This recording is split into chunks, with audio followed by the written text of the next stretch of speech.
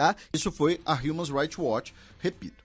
O Ministério de Relações Exteriores israelense não respondeu as perguntas feitas pelo repórter Ben Linfield, do Guardian, em Jerusalém, dizendo apenas que foi um julgamento que seguiu os preceitos legais israelenses e o devido processo legal e que foi feito, foi feito de maneira coerente, digamos assim. E ainda em relação a Israel e Palestina, a funcionária, agora ex-funcionária do Google, né, Ariel Cohen, disse que vai sair da empresa. Ela era uma gerente dentro do Google, dizendo que ela é alvo de um ambiente de trabalho hostil devido ao ativismo social dela, por ela ser crítica de um acordo, de um projeto de colaboração entre o Google, a Amazon e as Forças Armadas israelenses, chamado Projeto Nimbus, tá? Que seria um projeto envolvendo inteligência artificial e vigilância. Tá? Ela estaria envolvida inicialmente com esse projeto. Foi uma matéria do New York Times, que foi depois repercutida por diversos outros meios de comunicação, como a Al Jazeera, e ela passou mais de um ano tentando persuadir a empresa Google, né, onde ela trabalhava, para sair do projeto e também incluir grupos que representem palestinos, né, nesse projeto, nessa negociação, sobre eventuais pontos delicados em relação a isso. Tá? Vocês podem ler a matéria completa no site da Al Jazeera. O Google não respondeu a matéria, não fez comentários, então a gente não sabe exatamente a versão do Google. Ela que, inclusive, também escreveu um artigo nas suas redes sociais, na plataforma Medium, criticando o projeto, né, e afirmando que ele silencia os palestinos. Ela que, inclusive, é uma mulher judaica, uma mulher judia, né, o Ariel Cohen. Bem, excepcionalmente não teremos a coluna da professora Vivian Almeida, então passemos para o segundo bloco do Giro de Notícias.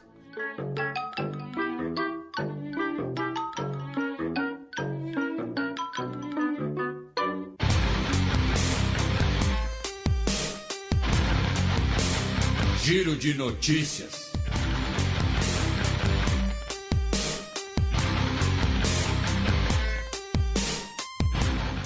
Notícia da última quarta-feira, dia 31 de outubro.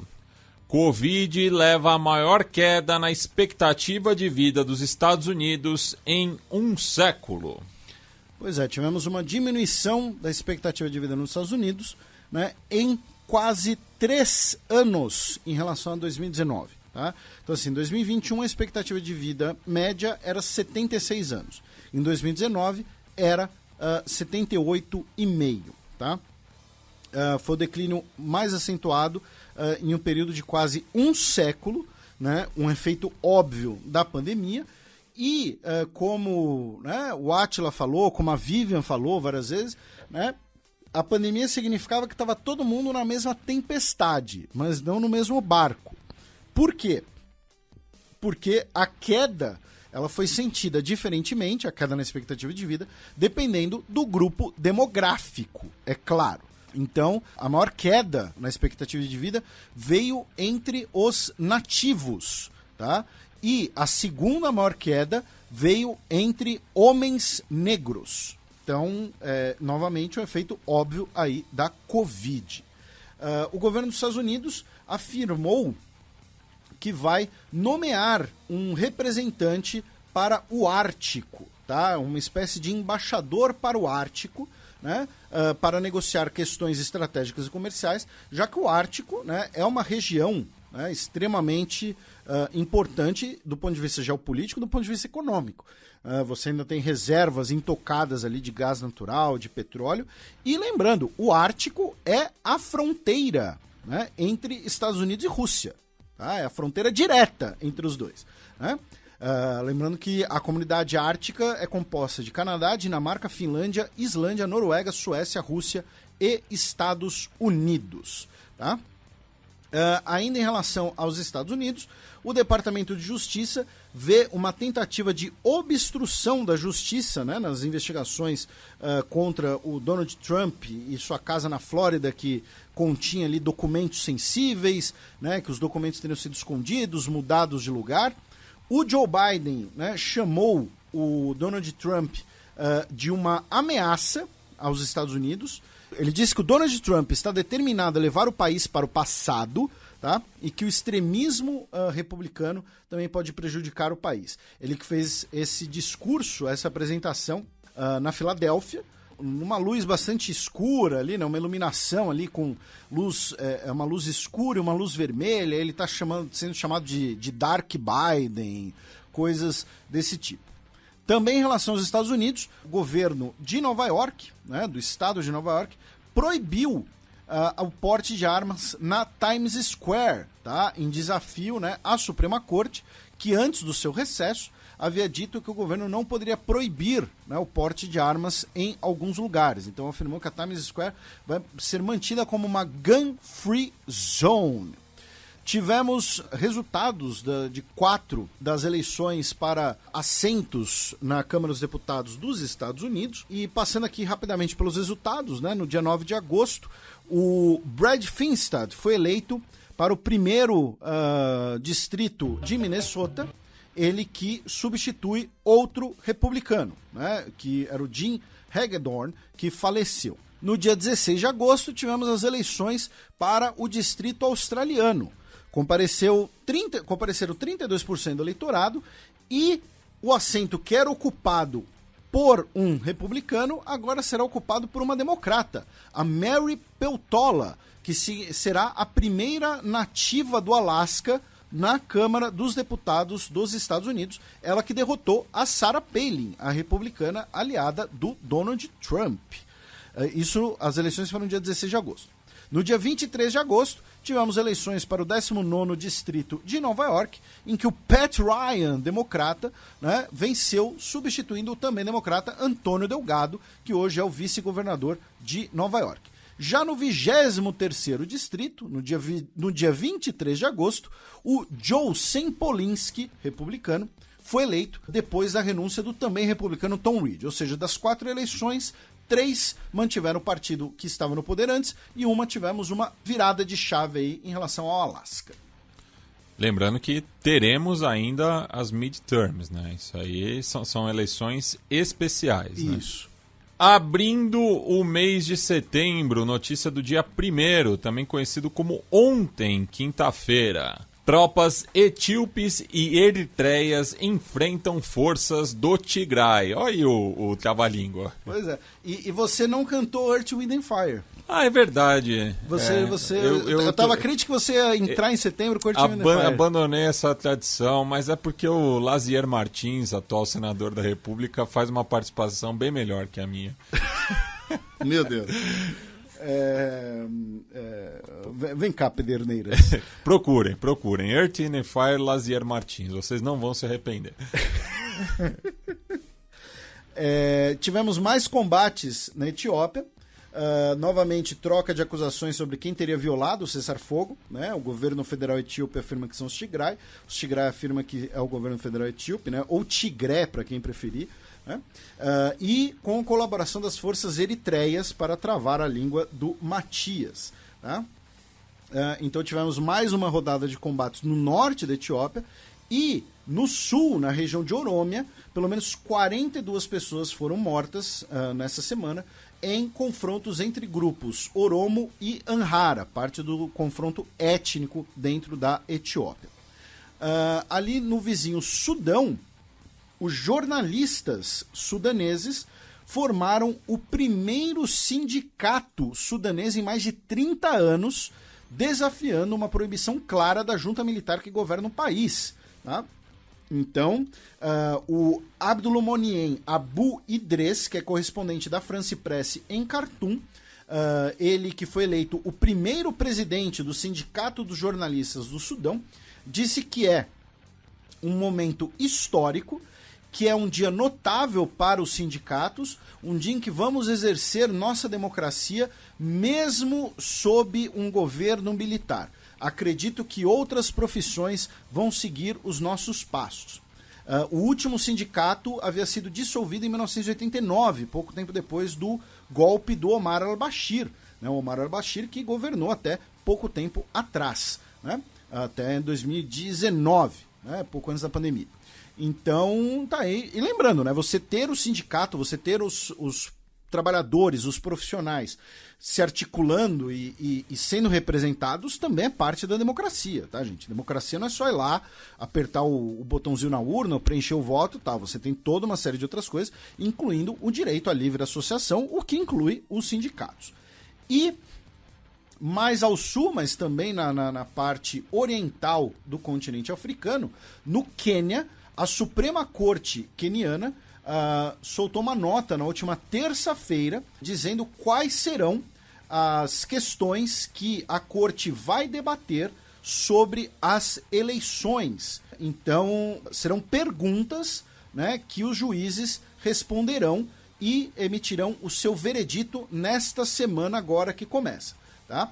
Então, se as estações, né, os locais de votação sofreram interferência, se a mudança de datas em eleições beneficiou algum candidato, se a disparidade que não possa ser estatisticamente explicada nos votos entre presidente e outros cargos, e se o voto, a contagem dos votos pela comissão eleitoral, lembrando que mais da metade da comissão eleitoral renunciou e não aceitou os resultados, seguiu os padrões constitucionais, tá?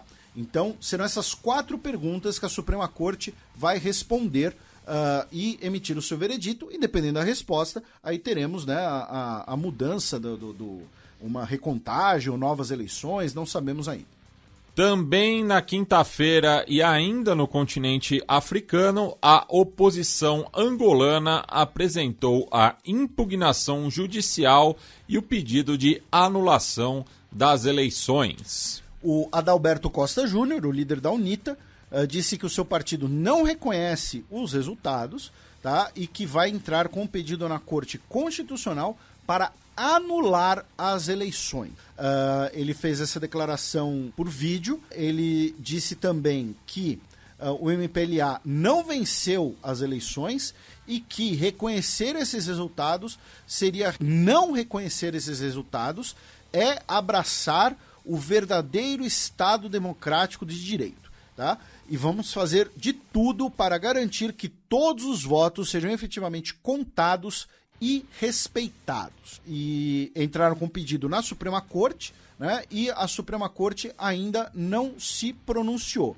Eles também dizem que dos 16 comissários eleitorais de Angola, 4 não assinaram a ata final dos resultados. Tá? Ainda na parte ocidental do continente africano, né? Tivemos pelo menos 40 pessoas mortas no último final de semana no Congo, na República Democrática do Congo, infelizmente, né? Mais um ataque pelas forças democráticas aliadas na região de Kivu, né? Que fica no norte do país. E em Gana, né? O que aconteceu? No zoológico de Accra, capital de Gana, né? Onde tivemos a primeira embaixada brasileira no continente africano, um homem ele tentou invadir o habitat dos leões. E o que acontece? É um casal, é um leão e uma leoa, e 2 filhotes. E um desses filhotes nasceu branco. Não sei se é exatamente albino, mas ele nasceu branco, que é incomum, né? Então ele deve valer uma grana para caçadores, para tráfico de animais. E aí um homem foi invadir o habitat para tentar roubar uma cria. Você, meu caro ouvinte, já ouviu a expressão, ou então você, nossa ouvinte, que é mãe, né? Já ouviu falar, não, porque eu virei uma leoa. Ou uma onça. Ou uma onça, né? Aqui no Brasil, né? E o cara virou petisco de leão e bem feito. Eu tô do lado do leão, amigo. Da Darwin Awards, né? Pois é, ele entrou no habitat do zoológico para roubar uma cria de leão e, obviamente, virou petisco de leão. E assim, dependendo do tamanho da cria, até a cria podia dar cabo nele. Pois é, ainda tem essa. Né? A gente vê aqueles vídeos assim, né, que fica parecendo um gatinho e tal, mas sei lá, é aquela patada ali. Enfim. Faz um estrago. Eu admiro muito os grandes felinos, mas admiro de longe. Não é que nem a Austrália, que nem de longe eu quero admirar. Mas eu admiro, mas não perto de mim, por favor. Abaixa o volume, porque lá vem Breaking News. Irã diz que apreendeu brevemente drones dos Estados Unidos no Mar Vermelho. Tivemos 3 drones navais dos Estados Unidos apreendidos por navios iranianos essa semana. Tá? 2 deles foram na terça-feira e um deles hoje. Não, mentira. Um na terça-feira e 2 deles hoje. Tá? Foram 2 incidentes desse tipo. A fragata iraniana Jamaran, que realiza patrulhas no Mar Vermelho, lembrando que nem o Irã, nem os Estados Unidos têm litoral no Mar Vermelho, e apreenderam, porque os drones teriam um comportamento inadequado de acordo com as regras internacionais. Eles subiram os drones, né? Eles capturaram os drones e colocaram nos seus próprios decks, e aí navios dos Estados Unidos que estavam patrulhando também as águas do Mar Vermelho se aproximaram. Houve a comunicação direta entre eles, entre os navios, ou seja, não envolveu os governos, teve a comunicação direta, ponte a ponte, e aí os drones foram devolvidos, tá, para os navios de patrulha da 5ª Frota dos Estados Unidos. Um dos drones seria do modelo Sail Drone Explorer, que é um drone de patrulha que ele parece uma mini prancha de windsurf. Inclusive, ele é movido por energia solar. Né? Ele tem como se fosse uma vela de energia solar. E, enfim, esses 2 episódios no Mar Vermelho. E ali perto, meu caro Matias, ali no canal de Suez, né, todo mundo lembra, em março de 2021, aquele navio gigante da Ever Given, né, que encalhou e causou um princípio ali de infarto no comércio mundial, entupindo a artéria. E aí agora, o navio-tanque Affinity 5, de 250 metros, decidiu encalhar também. Só que, felizmente, foi ali um encalhe breve, o navio de bandeira de Singapura, rebocadores egípcios, né, do canal de Suez, conseguiram ali em algumas horas liberar o canal, rebocaram ele ali da região e pronto. E aí seguiu viagem, não aconteceu nenhum problema maior. Né? Ele estava indo de Portugal para o porto no Mar Vermelho saudita de Iambu, tá? E também teria sido causado ali por um vento, né? Bateu ali um vento, o navio ficou meio de lado, mas aí conseguiram tirar logo do problema, deviam estar alertas. Então tá aí, quase que acontece de novo essa pataquada.